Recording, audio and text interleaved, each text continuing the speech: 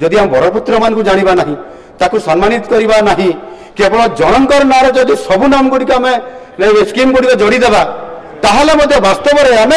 ओडार अस्मिता को सही आम संकट में पकई दौरान यह तार गोटे नमूना सदृश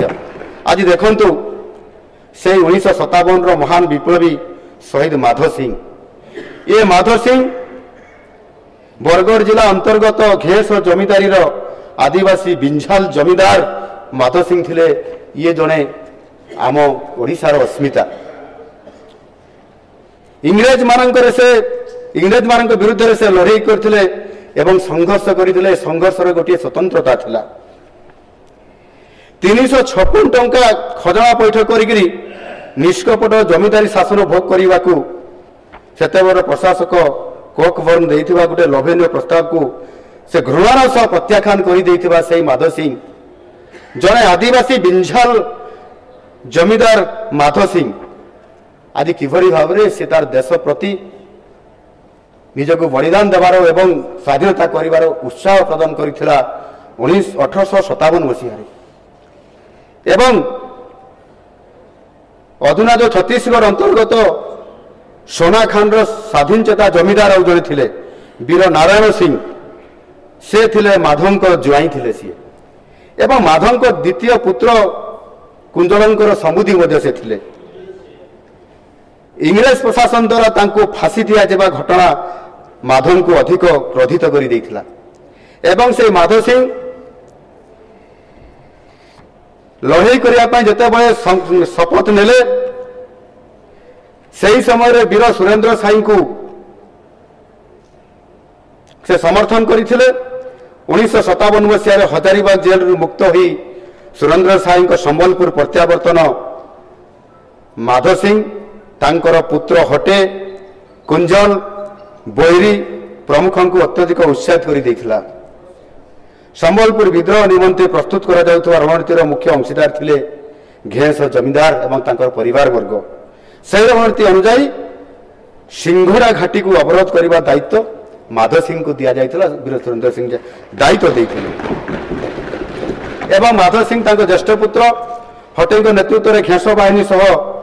कैप्टेन वुड ब्रिज शेक्सपियर प्रमुख सेनाध्यक्ष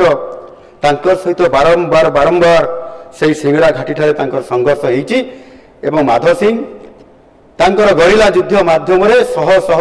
इंग्रेज सैन्य मान को हत्या करथिले एवं तांको घोड़े देके पछको फेरई देथिले ए प्रकार उद्यम शक्ति साहस प्रदर्शन करथिले से माधव सिंह 1958 मसीह एक असतर्क मुहूर्त घेस आक्रमण करी कैप्टेन फॉरेस्टर से सेतेबेले वृद्ध हो जाइथिले जमीदार माधव सिंह तांको एक षड्यंत्र माध्यम गिरफ करा जाइथिला एवं घेस ग्राम में अग्नि संयोग कर भस्मीभूत कर सही वर्ष डिसेम्बर 31 तारीख दिन तांको फांसी खुंटे झुलाई दि जाइथिला माधव सिंह को माधव पर तीन पुत्र नाती गोविंद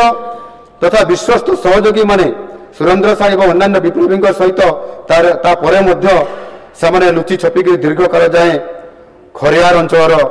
नुआ नुआ घाटी मान स्थापन कर विद्रोही को अधिक उत्साहित कर संघर्ष जारी रखी परवर्ती पर्यायर आपंकर हटिंग को इंग्रेज मैंने धरिकी दीपांतर कर दीपांतर करदेवा परवर्ती पर्यायर दहनी अवस्था सेठार मृत्युवरण होता कुंजरी को फांसी दि जाइथिला जे कि माधव सिंह द्वितीय पुत्र एवं तृतीय पुत्र बैरी को आजीवन कारावास दिगला एवं तांको बसंत रोग जितेबाला होगला तांको चिकित्सा करागला नहीं छटपट छटपट होकर जीवन शेष चली जाइथिला एवं चतुर्थ भाई ऐरी को बहु वर्ष धरी आगु एक निबुज सुरंग भितर लंका मरीच धुआं प्रवेश करा इंग्रेज मैंने हत्या करथिले एही बड़ी भाव में पिता पुत्र समेत घेस जमीदार परिवार 5 जन तथा जुआई समुदी और आत्मीय स्वजन समस्ते स्वाधीनतार महायज्ञ आत्माहुति दे भारत वर्ष एक विरल उदाहरण रखी जाइछन्ति ये ले माधव सिंह ये भरी व्यक्तित्व को आम चिन्हट करवा एवं मात्र किछि दिन भितर चिन्हट करी नुआ सरकार जदि माधव सिंह ना रे एक बड़पुत्र को जदि सम्मानित करबा ना रे एक योजना करवा ये कौन जुमला यार जवाब विदेश देवे कि